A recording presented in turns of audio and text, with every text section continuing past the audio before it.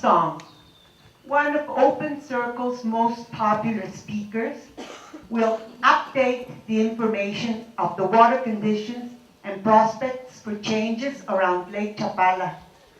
He's a world-traveling, bridge-building, water expert and civil engineer who has been instrumental in bringing safe drinking water by implementing low-cost water purification techniques here and in remote parts of the world. Dr. Stong is in his ninth year as a volunteer engineer, surveying area villages and advising 5 lakeside presidents, which includes 42 villages on infrastructure solutions and priorities. So let us now welcome the healing presence of a man of radiant faith and profound reason, Dr. Stong.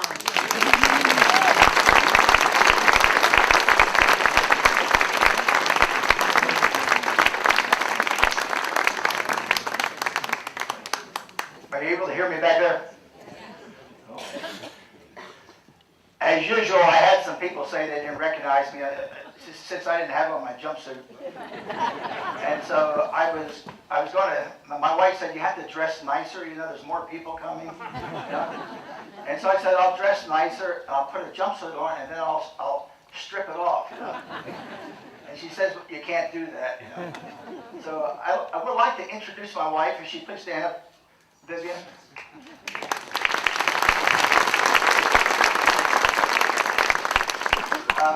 For 9 years, you know, I've been running away as soon as the sun gets up, and I get lost in the mountains, and she has no idea what I'm doing.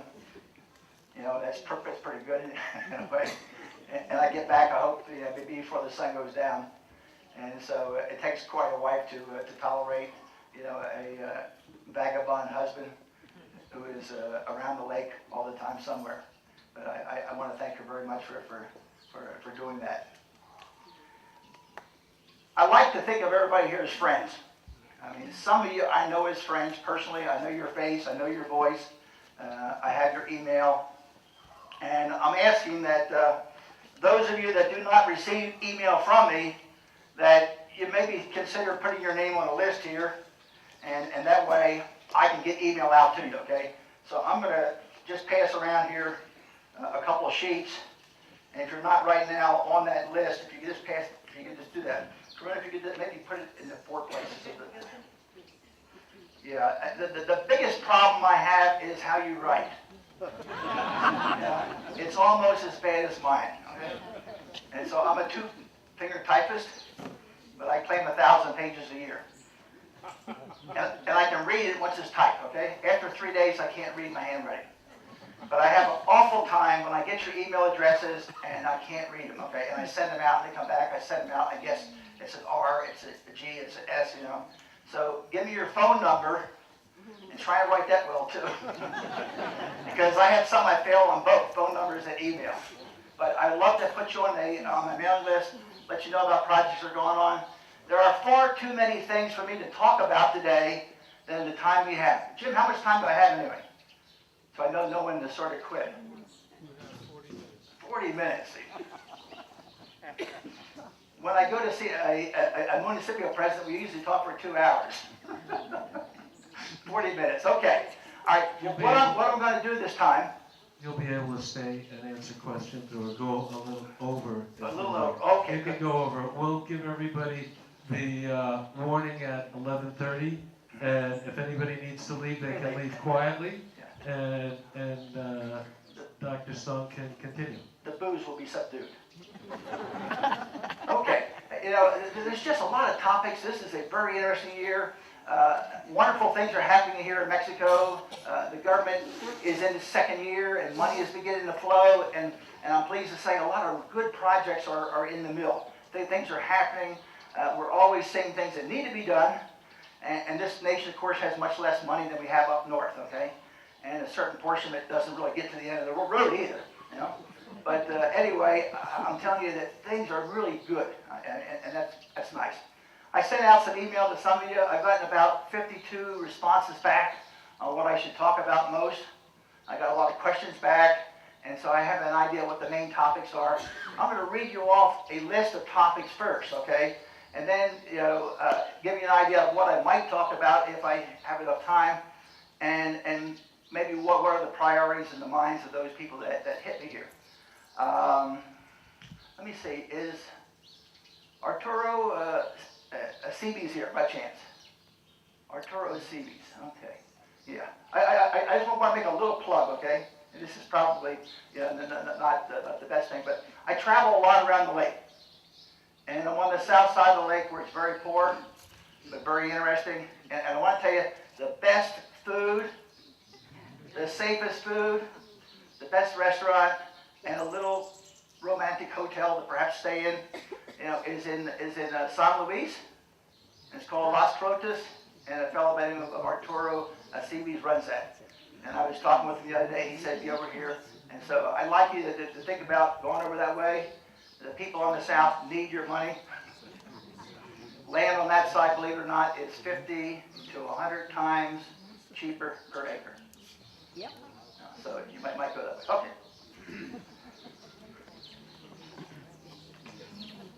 What topics should we begin on? Well, like I said, let me just read what topics I have here, and then we'll try and go from that. People are interested in hydroponic greenhouses, wetlands going to El Shante and other places, the testing in the lake that I've been doing this year. I came back early because the state government asked me to come on back early, and I forgot that my wife was coming behind me, and I set my return date for the 10th of May, and being an engineer, I forgot that was 8 months. And I'm supposed to be here on a tourist visa for 6 months. And so I said, well, maybe I should just move across the lake and become Roy Rogers, And I asked a couple of my legal friends, and they said, they didn't say anything for a whole week, okay? And after a week, one of them came back and said, well, the best thing is, that paper you got at the airport, throw it away. So I'm here 8 months unless you tell somebody. Another topic is low-cost bottled water. Trying to bring water to poor villages at a lower price. I'm hoping for 75% reduction in what it costs them. Aquaculture coming to the lake, the possibility of it and what it can do. I want to talk about the second pipeline proposed to go from the lake on up to Guadalajara. I want to talk about overflowing sewers in some of the villages and what's happening and what's going on there. I want to talk about some of the misinformation about the lake. Because if anything, I hope you gain from me that there are a lot of very, very positive things happening here, and the lake is much, much, much better than we understand when we read 20-year-old websites and when we read people who have another agenda and no data, okay? I'd like to talk about, I have a paper coming out real soon on 20 ideas for correcting the problems between the fishermen and the fish, and that'll be going into the state government along with the continued work on the testing we have of the lake. Some people are interested in the recent increase in algae in the lake. I'd like to talk about the significance of the lake being at a stable level for 6 years. The lake has been at a stable level. You might not know it, okay? But for a guy who does numbers and graphs and charts, first time in 100 years, 6 years in a row. I'm going to tell you why. I want to be going in very soon into testing for fecal coliform bacteria for the 4th year, and that's a test we run to determine on an international standard that the water is good for recreation, okay? And in the 3 years past, it's been 50 against a limit of 200. It's very good. It looks like Alabama mud, or Georgia mud, or Mississippi mud, or like we have our lakes in the south look that way. But you that look at water and you can see through it, don't think it's clean. I want to talk about a Fishermen's Federation. I'm working on a project to try to diplomatically, quietly create a federation of about 3,000 fishermen around the lake so that they can get their lives in better order. I want to talk about the distribution of water in villages and how that might be better, because that's the next major problem once you get enough wells. So they're the kind of topics. I think I'll jump onto the pipeline first, because I see I got a stick back here, and let me do that. I've talked to people about the lake and the second pipeline that's going in, and some people understand when I talk, but I usually talk with numbers, okay? And so for you people that are from a liberal arts background,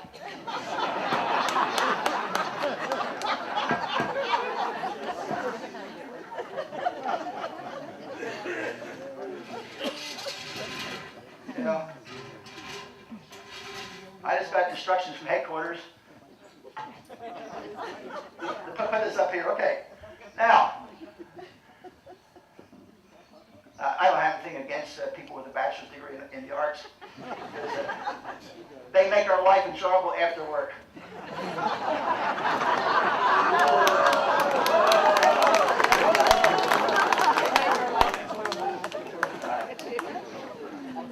Sometimes I say things wrong because I just say it, okay?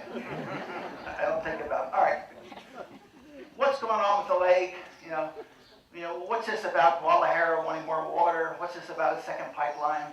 What's this about a guy running around town here with loudspeakers and placards saying he'd rather give a pint of blood than a drop of the lake, you know, another kind of political garbage.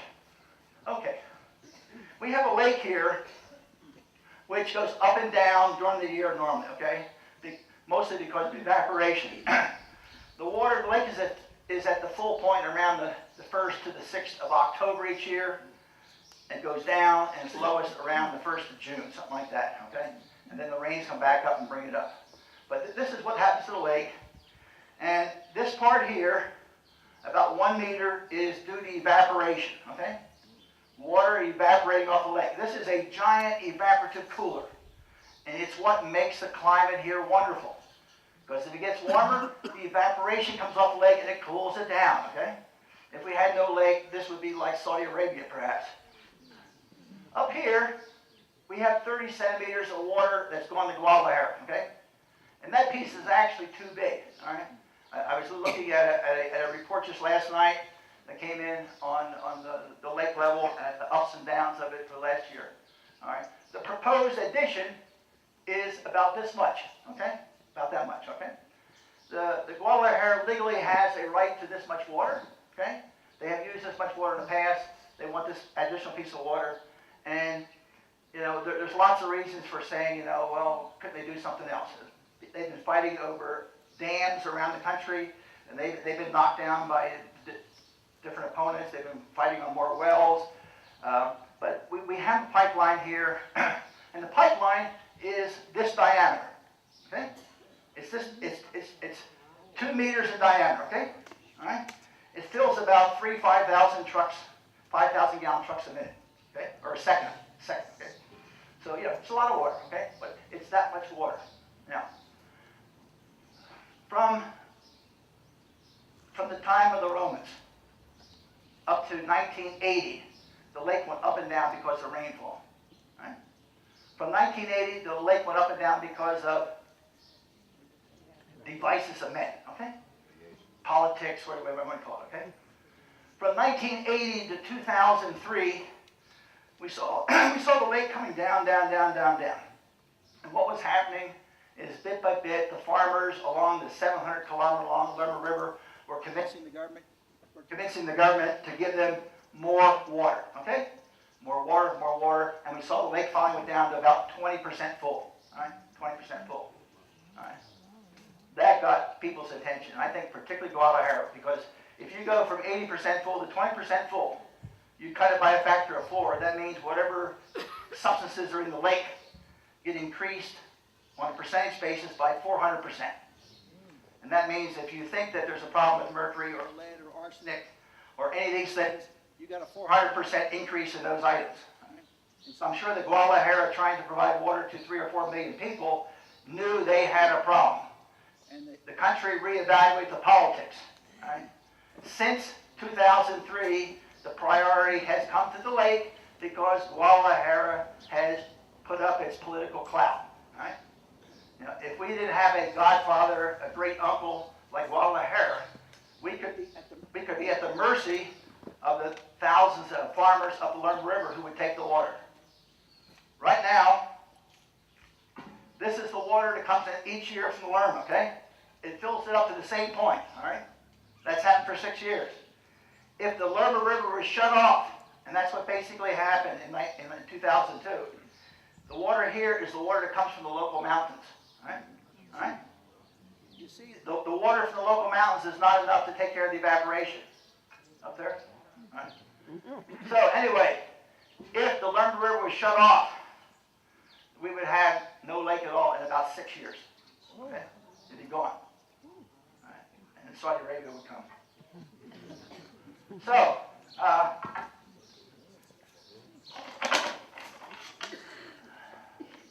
this is a pipeline to Guadalajara. You use your imagination.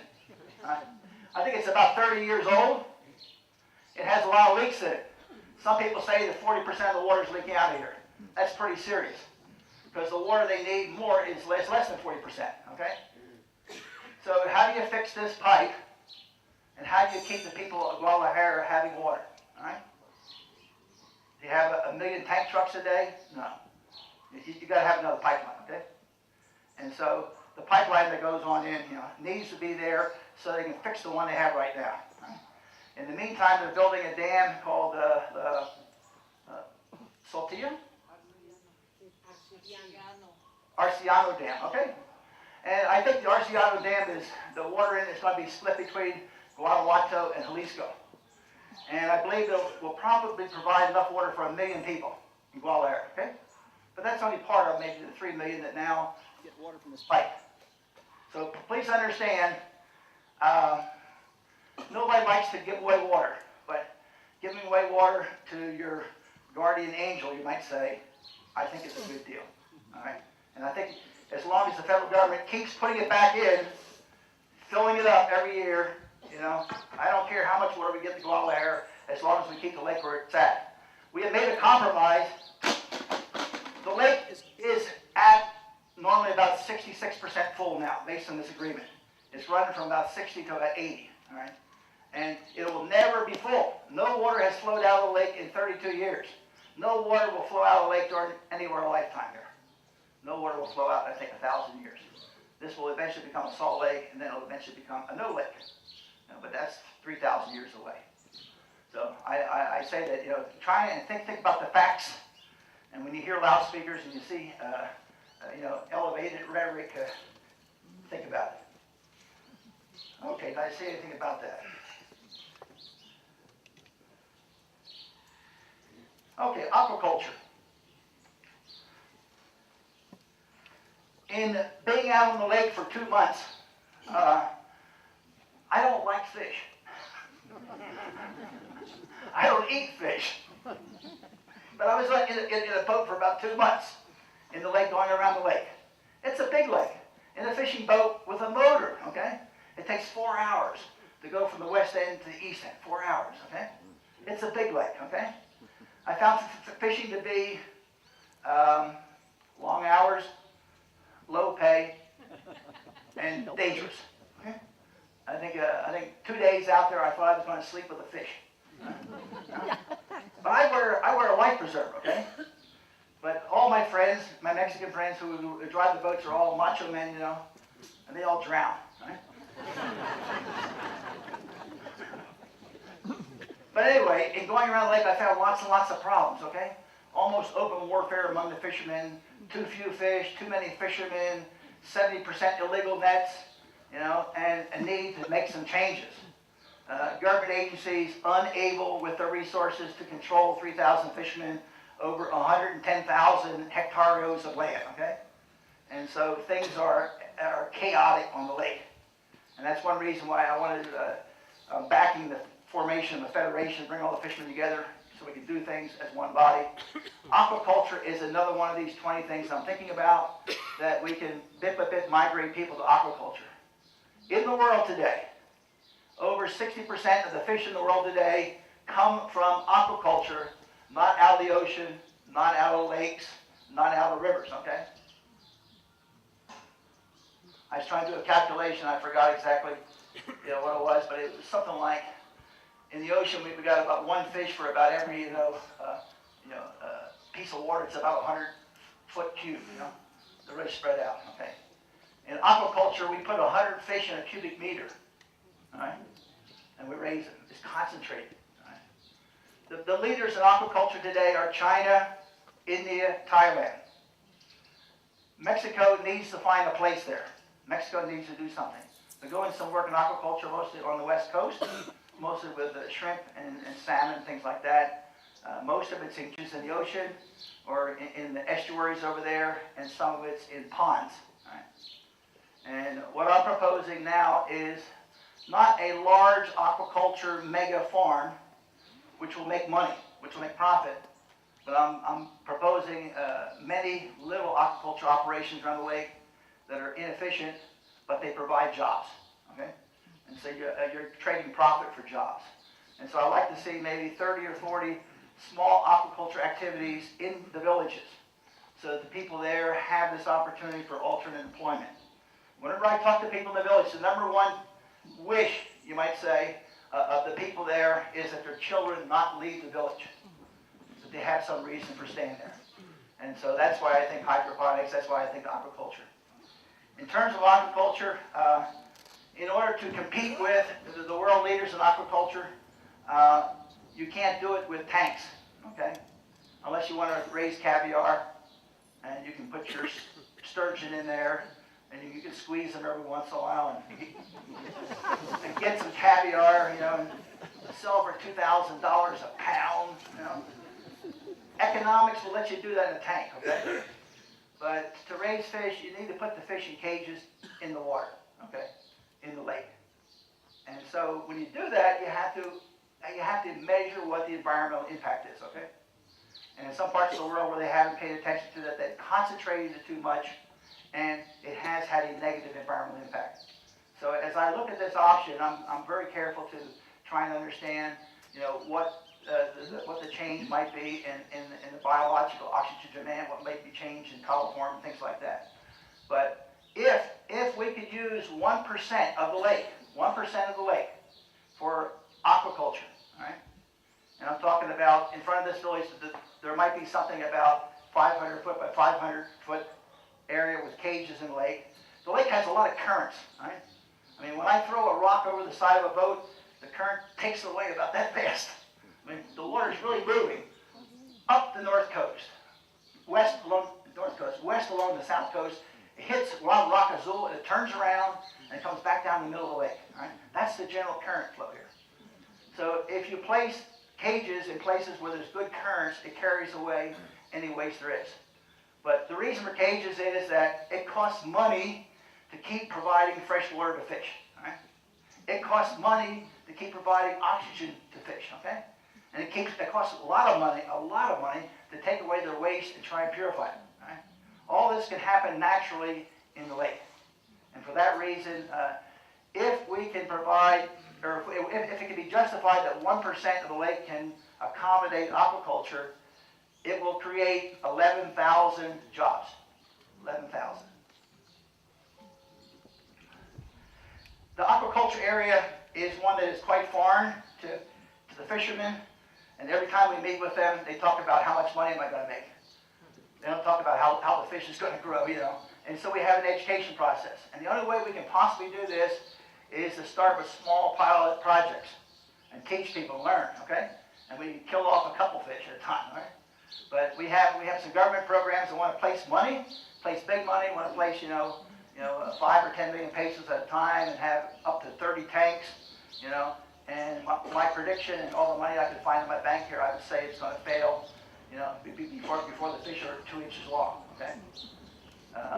Doing aquaculture is a very different business with concentrated fish, with 100 fish in a cubic meter, with oxygen going up and down. At nighttime, the algae and such switches over from creating oxygen to taking oxygen. And by 5 o'clock in the morning, the oxygen gets way down, you know. And I was just out to a catfish farm out by La Barca the other day, and the guy has about 70 acres of ponds, you know, and every catfish in those ponds 2 years ago died in about 3 hours, you know, because he wasn't sensitive to the fact of monitoring the oxygen, okay? You need to get out there with a paddle wheel and beat the water and put some oxygen into it, okay? And things like that. you have to watch the ammonia. But aquaculture is a very good topic for these people, and it's an alternate activity. Okay, I see on my, I don't have any plan as you can tell. I have here low-cost bottled water. Right? When I go into rural communities, I find out that they're getting subsidized water, through the pipe. And it's cost them, let's say, 35 or 40 pesos a month for their subsidized water. The water that flows 100 liters per person per day, 200 or 300, okay? I tried to, in little villages, encourage the government to give 100 liters per person, and the big village is 300 liters per person per day, all right? Now, by contrast, while they're paying 30 or 40 pesos a month for piped water, okay? And they're getting several thousand liters a year, a month. At the same time, when the Santorini guy comes by and the Coca-Cola comes by, he takes them for about 350 pesos a month. Right? And so when you do that, with families, it gets up to be 4,000, 5,000, and 6,000 pesos a year. And some of these families are pretty poor. And so I have a focus right now on trying to provide lower cost bottled water. We're doing an experiment under a Rotary. And let's see, Doug, where are you? Stay down. Doug is bringing money in from Canada. Rotary from Lunenburg, Nova Scotia is a sponsored fund. Yes.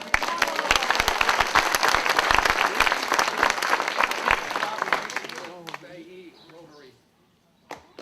Yeah. And so, with that kind of money, we can get a start, okay? Because I want to have an example. And basically, we're taking the water that comes into town, we're taking 3% of their water and converting it into bottled water, and we're forming a committee in the town, and they'll run the operation, and instead of paying Santorini 20 pesos, they'll pay 5. All right? And if we can get that working, and the politics and the administration are tougher for me than the technical part, but if we can get that working, there are 30 million Mexicans in rural Mexico who can use that. So you can see the enormous potential if we're successful.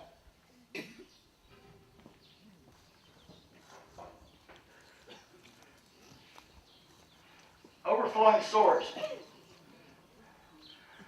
People out in San Juan Cocosla, down there on Calle La Paz, and people in Jocotepec on the east end of the Malecón there, near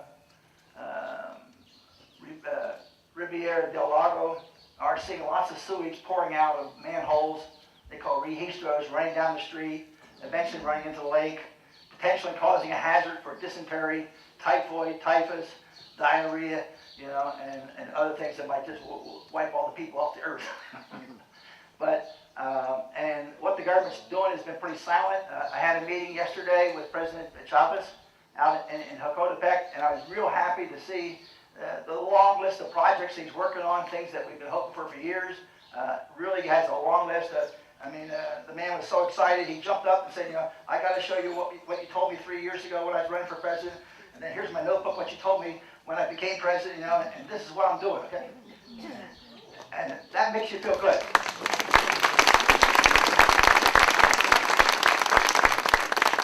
So anyway, in real numbers, he has 17 million pesos to expand the Joco plant, right?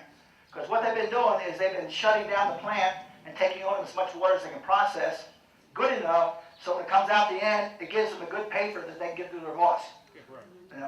And then the water they couldn't process, which would mess up their paper, that they let it run out the sewer down the street, okay? We don't operate on that logic, right, okay? But that's the logic, sometimes it hits here. So anyway, there's 17 million pesos for Jocotepec, 10 million pesos for San Juan Cocosla, expand that plant, and 14 million pesos in El Chante to put in a plant to expand and take over where that outrageous housing activity was created, which caused a terrible burden on everything here, filled a lot of pockets. But with that, it looks like the president will want to add on to that project the wetland that I'm proposing there. In other words, he wants to make that part of the project. We'll just fold it in and grab up the money for that wetland, hopefully through that El Chante plant. But anyway, this business of sores and such is, sometimes it's a problem with the pipe, okay? Sometimes you people are getting bigger than the pipe, and so we have to change the pipes. All right? Sometimes the pipe slope is not enough, and we need to let it roll down. The source all run by gravity, okay? Water pipes run by pressure.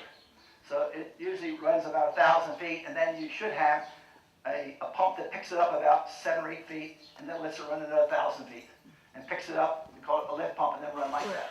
And so we have some problems like that as the population grows. But I'm real happy to see, in the case of Hokotepec, where there has been progress for the last maybe 5 or 6 years, okay? I mean, I'm sad to say that we have some kind of disease here in Chapala that doesn't get things done as much, okay? And somehow we need to encourage the people here, and we need to congratulate them with their success. The best thing that you can do here in Mexico, honestly, is to be grateful for anything that's done, okay? All right? All right? And to be praiseworthy of those people that did something, okay? Because then they'll do more, right? It's easy to say, you didn't pick up the trash, the water's not running, the store's not running, and the bus did this, but I'm telling you, there are some wonderful people in the government, okay? We only hear about the crooks, right? But there are some wonderful people there, and I'm telling you, you get a lot more money put into projects if you praise than you complain, right? In fact, if you complain enough, they'll just deport you, right?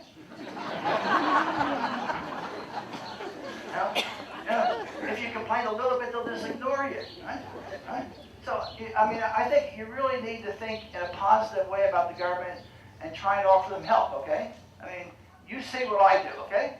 And I run around my little crazy, 26-year-old Toyota, operates on prayers and gasoline. And my mechanic, Carlos Morelos, up the hill here, but it has a 500,000+ kilometers on it, okay? But it just goes every day, And when I go in the village, people think I'm a nice guy, I don't go in with a shiny SUV, but anyway. I need help, okay? I need help. I'm a civil engineer, okay? Sometimes I'm trying to be other things.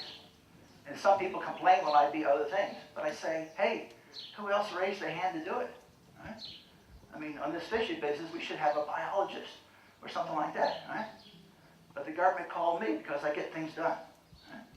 Right? That's the way I see it, right? But I need help. I mean, there's too many things here that need to be done, and I'm getting too old to remember them all, I mean, I think I had at least 3 disappointed people in the last month that I said, I'm going to have lunch with you, And they went to lunch by themselves. And that's terrible, right? But somehow I missed it. But I need help, not just with engineers, but I need somebody like you who might want to be a secretary. I need somebody who might want to have Excel spreadsheets to put data in nice organized. I need somebody to do graphics, I need somebody maybe to do some YouTube videos, right? I think I can reach a lot of younger Mexicans by putting out some YouTube videos on what's going on here, okay? And what the solutions are. Because they're only 5 minutes long, and people that are from 15 to 35 look at YouTube to find out quickly what's going on, right? So anyway, I need help in a lot of different areas, and when that sheet is passing around, you're passing that sheet around for the email there, you can write on what kind of help you'd like to give me or see me afterwards. Arturo, is that you back there now? Stand up, okay. Arturo of Las Cruces.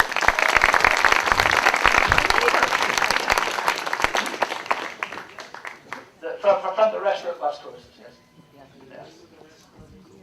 Los Crotos. Los, and then Crotos. And wonderful food, with wonderful spice, with wonderful hospitality, with a gentleman that you can talk to about anything in the world in English, to an infinite end, a born philosopher and writer, a great guy, right? Yeah. Anyway, there's lots of friends around the lake here, and that's a good thing. Okay. I don't know if I finished that topic or not, but let's go on to something like hydroponic greenhouses. How much time do I have left anyway? Okay. All right, hydroponic greenhouses. The world has mountains, and it has lakes, and it has land. And when you look at the land, only about 12, 13, 14% of it can be turned into farmland, okay? A fixed amount of land. We got a world with about 6.5 billion people and growing. Right? We're not going to be able to feed these people just with that 12% of land. Right? And that 12% of land needs nutrient, it needs water, and a lot of times it's only good for a few months of the year, right? Because of either the heat or the cold or the rain or the lack of rain. Right? But here, on this ceramic tile floor, I can grow food. Right? I can put a hydroponic greenhouse here. I can put it on a rock on the side of the mountain. Right? And we can produce 25 times as much food per square meter or per square foot as we do in the field, because it can run all year. We can do it for 1/7 the water. We can do it for 1/3 the fertilizer. Right? And the produce that comes out there is rather beautiful. Okay? And some of you know I'm a pretty careful kind of guy, and I do a lot of calculations, and maybe I shouldn't say that out loud, but I never lost $1 on investing in real estate. I lost lots of money in other things. And so I'm moving all my real estate money now into hydroponics. And maybe that'll tell you something, okay? An acre gives you about $300,000 to $500,000 profit per year. That's an acre. Enormous. The people that grow corn next to the hydroponic greenhouses I'm building right now get $40 profit per acre per year. Well, $40, okay? And I'll probably average $400,000. If they grow cotton, they get $50 or $60 per acre profit per year. If they grow alfalfa, they get $90 profit per year per acre. There's a place in the future for hydroponics, and I like to see it come here to Mexico. I like to see it go into the small villages around the lake, much like I said, small aquaculture activities rather than giant ones. Again, I have so much profit in it, I can give people a lot of jobs, okay? Instead of taking all the profit, you can have 3 guys instead of one do the same job. And then they learn, and they go on and make the next greenhouse. But why don't we all have hydroponic greenhouses? 2 reasons, okay? 2 reasons. One is technology. Like aquaculture, we're intensifying, we're greatly increasing the activity. When you get 25 times as much food out of a square meter, you're doing something intense there, okay? You really got to control the temperature. You got to control the humidity. You got to control the pH, the acidity of the water. You got to control the nutrients in the fertilizer. You got to control the sunlight. You know? You got to watch all this stuff carefully, okay? Plus, you got to make sure you got a market, right? If you got a ton of tomatoes coming in tomorrow, is that ton going to go somewhere? No. You got to do it ahead of time. The other thing, besides technology and technique and training, is capital. Right? And capital is what usually stops most people, because it takes money to build a greenhouse, to put in the heating and cooling systems, put in the water systems, put in the fans and things like that. Right? But the thing is, if you put in $10, you get out $3, $4 every year. Okay? If you put in 10, you get 3 or 4 out every year. Yeah. I don't know a better investment right now in the world. And I could eat it.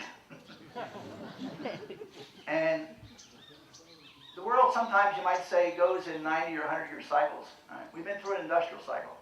We've been through an information cycle, and I believe now we're going back to an agricultural cycle for where we come from. Right?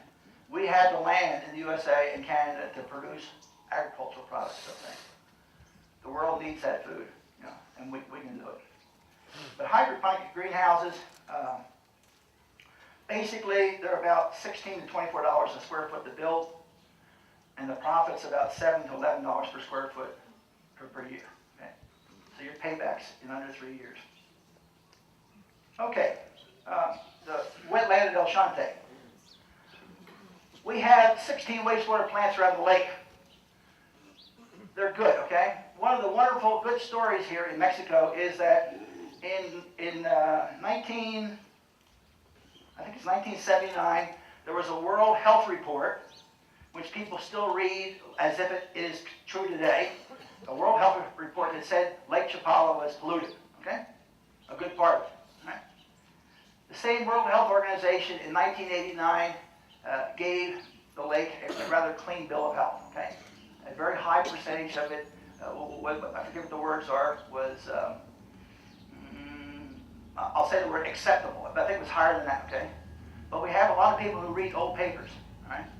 And the World Health Organization did an extensive study again in '89, right? And I am working, and I'm trying to have other people work on giving this an update for 2011, okay? I believe the lake is cleaner than ever and is getting better. What has happened since the 70s, they've added about 80 wastewater treatment plants along the Lerma River, right? The plants that are now on the lake were added in that time period too, right? So the government has really done some things. I mean, these wastewater treatment plants, you heard my numbers there, 10 million paces for this, 17 million paces for that. They're not cheap, right? I mean, when it costs $1 to get clean water, it costs $3 to take care of what goes out of your toilet. That's expensive stuff, okay? And sadly, 98% of what goes down your toilet was clean water. And the worst thing that happened in our world was, what's his name? Thomas Crapper. From England, who invented this flush toilet, okay? I mean, yeah, I think some royal people had something like that, but he popularized this thing, And now you see with pride, third world countries lay out 100 toilets on the street, and say, look at what we're doing for the people, We're giving them all a flush toilet, so now they can use 3 times as much water when they don't have any. There's not enough water in the world for everybody to flush a toilet. We have to get away from that, okay? Separate the urine from the rest of the stuff, compost the rest of the stuff, and you'll be best off, okay? That's where we have to go in the future. But what was I talking about? I was talking about wetlands. Yeah, wetlands. Okay, El Shante. I went out to see the president last year, and I said to the president, I designed a Malecone for Hocotepec a couple of years ago with an architect by the name of Marcus, and we built the Malecone in Hocotepec, and then Malecone here in Chapala got renovated. We built a new Malecone we expanded one in Ajijic, we got one in San Costa, we got one in El Shante, we got one in San Pedro and in San Cristobal, we got one over in Chapala. A lot of Malecones are coming. Now people can see the lake, okay? I lost myself again. Wetlands, okay, thank you. See, I joined ARP a couple of years ago.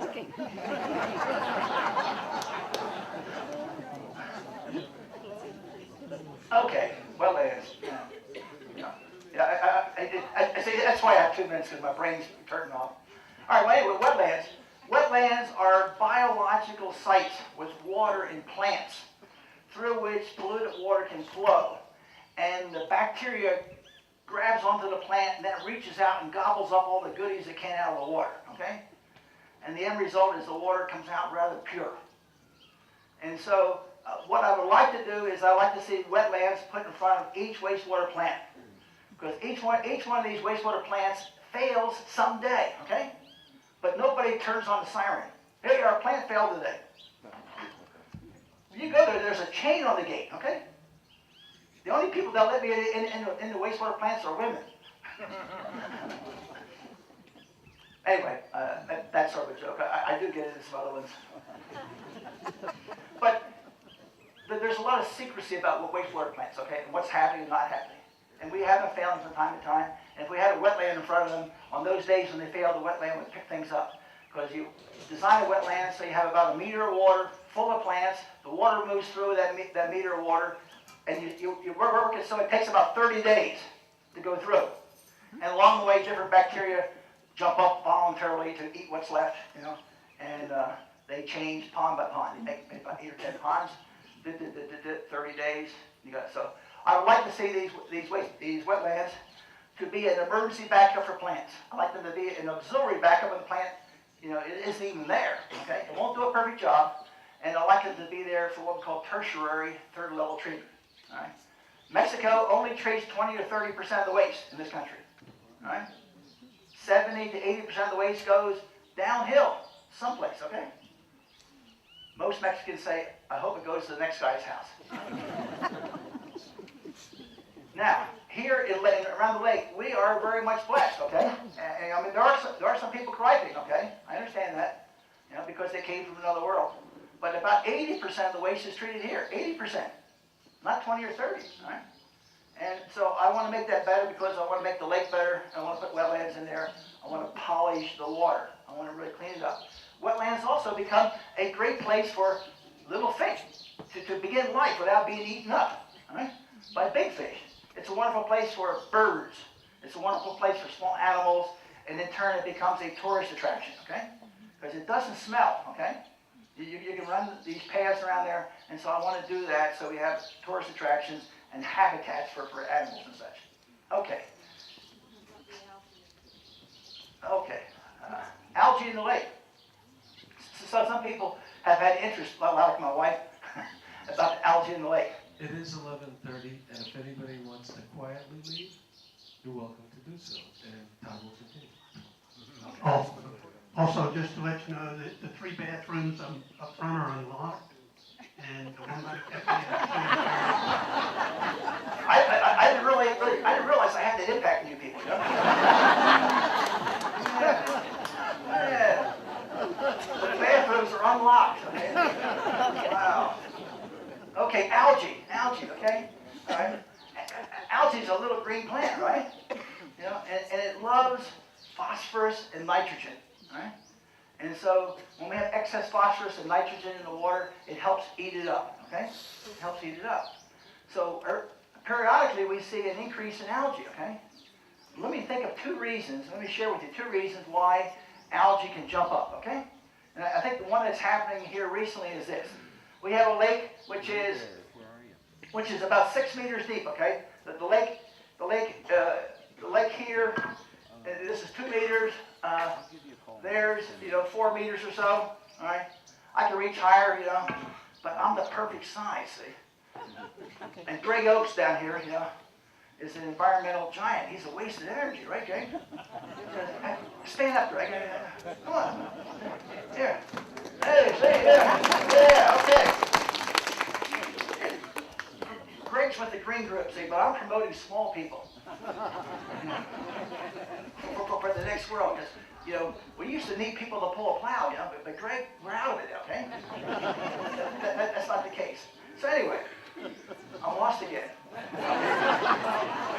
Algae, good. Right. So anyway, the lake is that's 4 meters. The lake is 5 meters deep from Chapala to Hokotepec in general, okay? On the other side of Chapala, over towards Mescal, it gets to be about 6 or 7 meters deep. And on the west end, it gets to be about 3 meters deep, okay? All right. The top, it's a shallow lake, okay? And I told you before, one of the wonderful things about this lake, is that it's shallow and we have wind running around there all day, from all directions, putting oxygen into the water. We have a high level of oxygen. The saturation point for water is about 9 parts per million. And we're at sometimes 7 and 8 parts per million, all right? This lake is full of oxygen, which means it automatically eats up all kinds of garbage, all right? It automatically does that, okay? The other good thing about it, I feel like I'm carrying a staff now, okay? I came and I saw all the people and I said, boy, it's really nice, but I think I need fishes and loaves,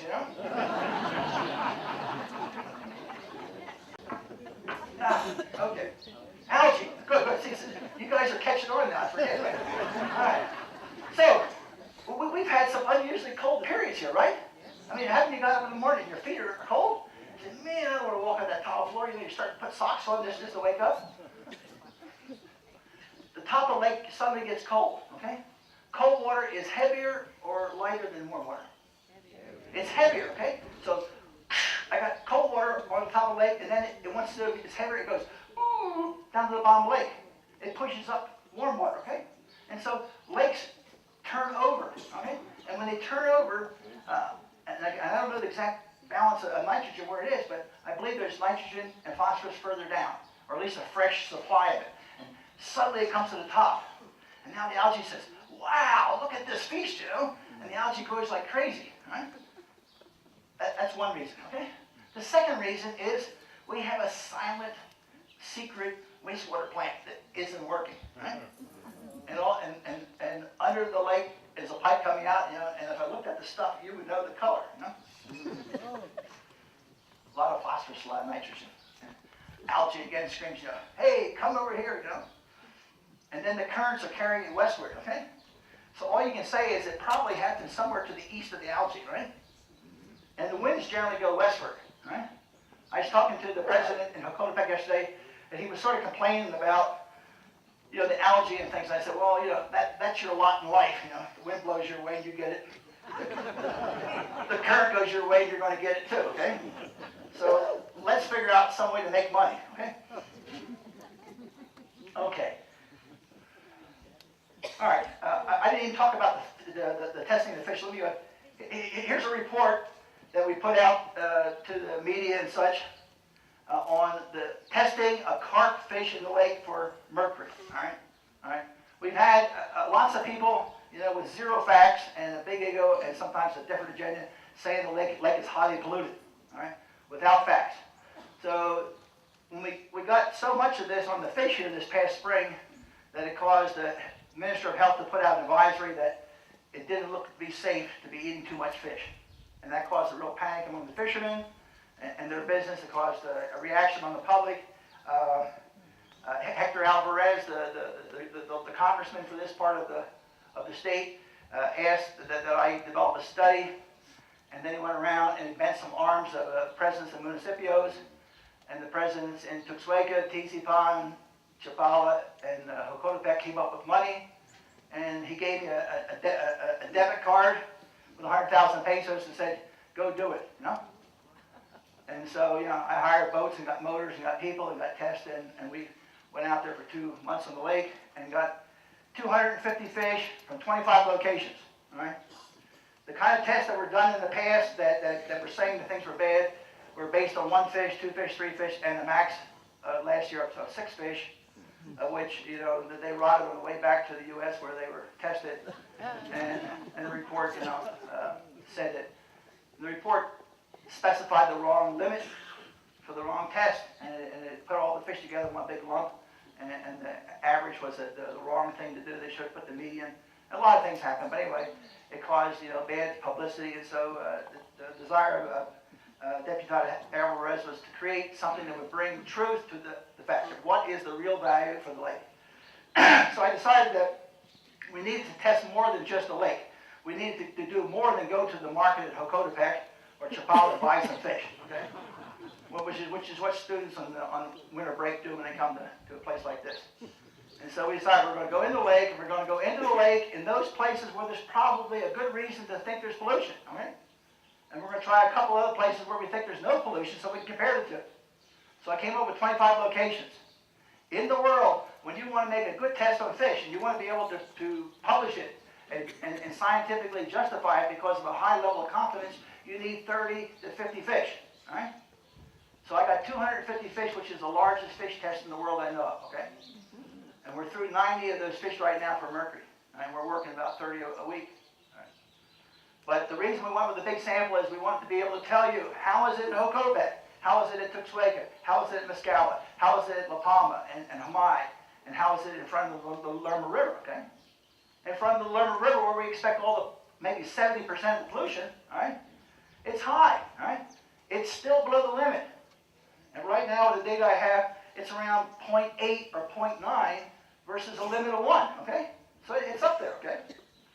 For the whole lake in general, the limit right now, the mean, the average is 0.39. The median is 0.35, all right? In other words, the level of mercury in the carp fish in the lake here is similar to a can of American tuna fish. All right? All right. That's true.